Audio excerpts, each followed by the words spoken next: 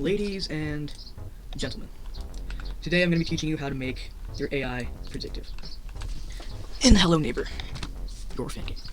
This requires prior knowledge of Unreal Engine to do, so if you don't have prior knowledge of Unreal Engine, I would suggest getting prior knowledge or clicking off.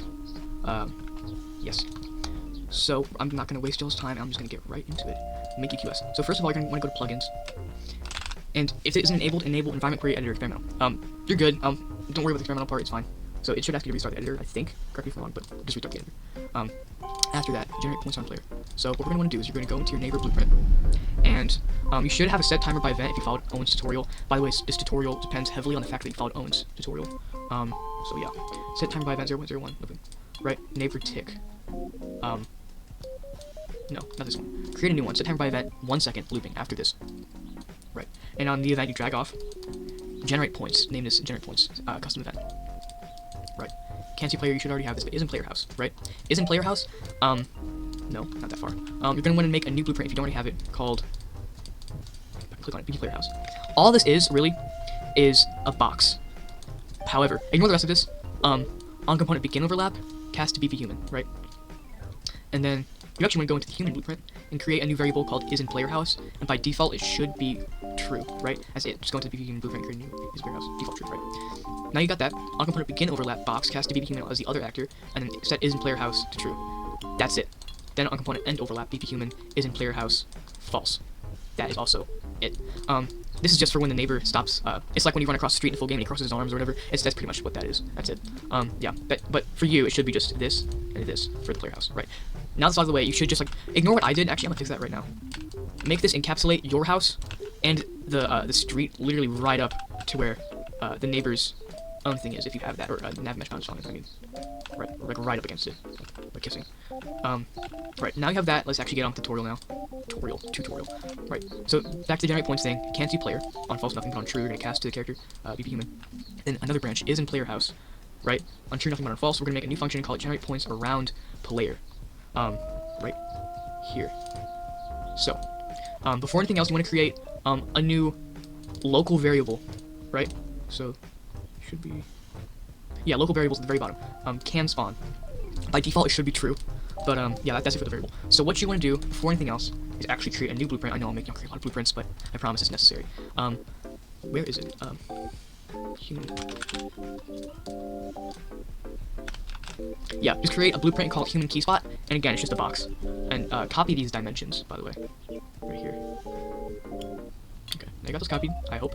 Go into the event graph and create a new variable called player count. By default, it should be 0. It's an integer, right? So, ignore this. This is a different thing for another time. Not for another time. It's not part of the tutorial at all. So, on component begin overlap, other actor being self, so the human key spot, right? Other actor, you're going to increment the player count. So you just drag off this and go INC increment, right? So basically what it does, adds one to specified value and set it, right? Then branch returns a greater equal. Yes. So if the new player count incremented is greater than or equal to 3, or any number. Sorry. No. All of this is irrelevant. Sorry. Yeah, all of this is irrelevant. So literally it should really just be this. Sorry. That. Right, now you have that human key spot, go back into, not that, back into this. Points on player, right? Cast BB human character player character, right? Then drag off and get mesh, and then get overlapping actors, and class filter being human key spot, the new thing we just created. Right? And drag off that and go for each loop off of overlapping actors, so just like that. Right? Then on the loop body, get the overlapping actors, target being the mesh again, but other being array element. On true, we're gonna set can spawn to false, and on false, nothing. Right, that. Now drag off completed, and then get can spawn on true. We're gonna spawn after human key spot, right? This should just be one orange thing that says transform. Click on it and click split struct pin. There should be a thing that says that, right? Then drag off mesh again and get world transform. Split that as well. Split struct pin on that. Location and rotation, but not scale. Very important, not scale. These both plug into location and rotation of this, right? And after that, you're gonna set can spawn to true, and on false, just go directly to can spawn to true. That's it for the generate points around player. So. Now, the actual prediction part. This is where it gets interesting. So you're going to want to go to, I guess it would be your neighbor blueprint. Yeah. And then create an environment query and call it find_player, or just find player, whatever you want to call it. Then, just for tutorial's sake, I'm going to make another one of these. If you want, I'll click on this so you can see what I have, just so y'all can copy it if you don't want to follow the tutorial. But this, and this, and this, and this, and this. All right. If you're wondering what mQuery context player is and mQuery context neighbor is, all it is you go into here and get blueprint, environment, mQuery context blueprint base, and just create that and go into it. For the neighbor, provide single actor drag off and get actor of class neighbor and put that into resulting actor. For player, just copy paste the one from the neighbor, but instead just delete the get actor of class and just get player character for the resulting actor. That's it. That's it for that. So now you should be able to actually copy it. But if y'all actually want me to explain it, I'll also do that. So drag off and actors of class. Generate points. Generate set of actors of actor on queer. Right. Search radius being 2,000. Search actor class human key spot. If I can spell. Human key spot. Right. Now we're gonna click here or anywhere on this node and get distance. Distance to mQuery context player, the one we just created with the get player character. Right, up to 700 preferred greater. So basically what this means, you go maximum and float value max 700. That's it. So then, click on this again, click dot. So first, mQuery context player rotation from mQuery context player between 0 and 1 preferred greater. That's what it means. No. Range between 0 and 1 preferred greater. That's that. And then mQuery context neighbor. Click on this. This is where the path cost, like determining what the most optimal point is for him to go to, right? So for the generate points around player, basically what that does is generate the points, and when the neighbor sees you, and basically what that does is it like allows him to like know like what spots you go to most. So then click on this, add test, and then path finding. Set this to not path exist but path cost, and instead of queer it's going to be neighbor, and it's, we set this to at least 1200. So oh my god, sorry y'all. Go to here, and then oh, sorry y'all.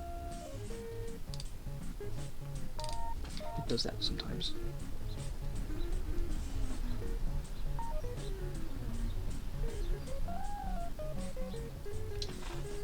I'll edit this part out of the video.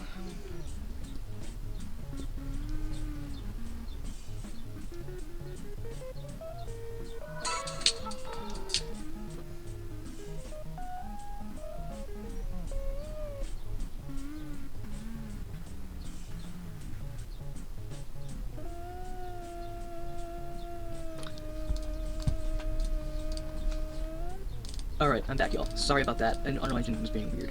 So path cost. Right. So, at least. Set this to minimum, and then this to 1200. That's that. Then make another path cost. You could just copy and paste. And then set this to player. Set it to maximum 800. Cool. That should be it for that. So it should look like this. Now that that's done, separate attack task. Right. So what we're gonna do is we're gonna create a separate attack task, like my instruction said. So you're gonna go to neighbor, blueprints, behavior, make a new task, right, and call it attack. I guess attack flank or whatever you want to call it, and go into that. Then go into Blackboard and create a new key called flank location. It should be a vector. So new key vector flank location. That's it. Then go back into attack 2, or that's what I call it. Run EQS query and set this to find player, and set the Blackboard key to flank location. Single best item. You could do best 5%, 25% to make it a little more random, but I find that single best item works best in general.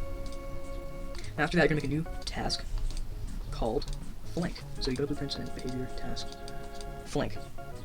So BT task, right? Ignore this. So what you're gonna want to do is that receives like AI neighbor control pawn.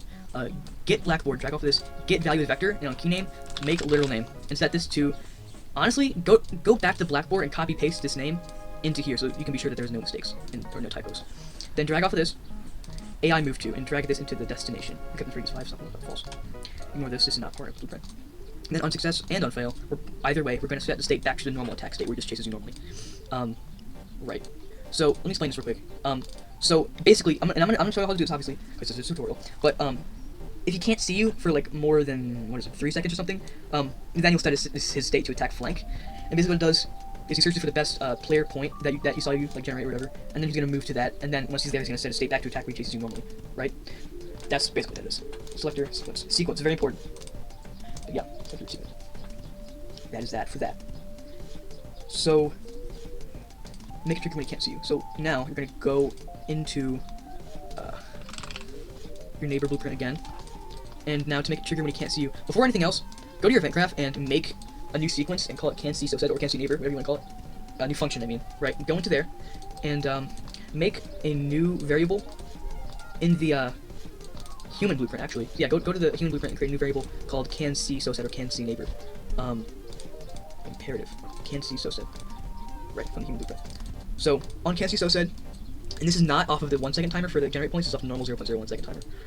By the way. So what you want to do is branch and then get player controller line of sight to controller being the target and other being self. So basically, if the player controller has line of sight to the neighbor. On true, we're gonna cast speak to human and set can see so said to true. Ignore this. And on false, gonna do the same thing but set can see so said to false. So that's it for can see so said.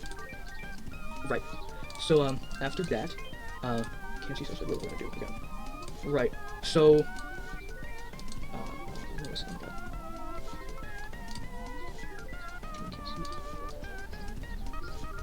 Oh yeah. So after you got the can see so said stuff done, you're gonna go into your normal attack task. So you go to blueprints, your tasks, PT task attack, the normal one, very imperative.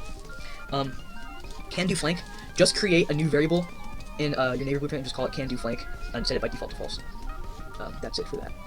Can see neighbor for you it will be can see so said. Remember that. This is not can see neighbor, can see so said, or whatever you want to call it. The one that I had to create. Just know that. So. If I receive, it should just be if I receive execute AI cast to neighbor and then AI move to and then this and then this. I added more as you can see, so I'm gonna explain it to you.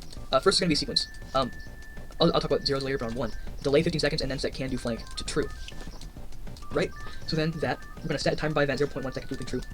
I'll get to this later, but after this set animation mode of the mesh of this neighbor, use animation blueprint, and then drag off the neighbor again and get set movement mode. Set this to walking.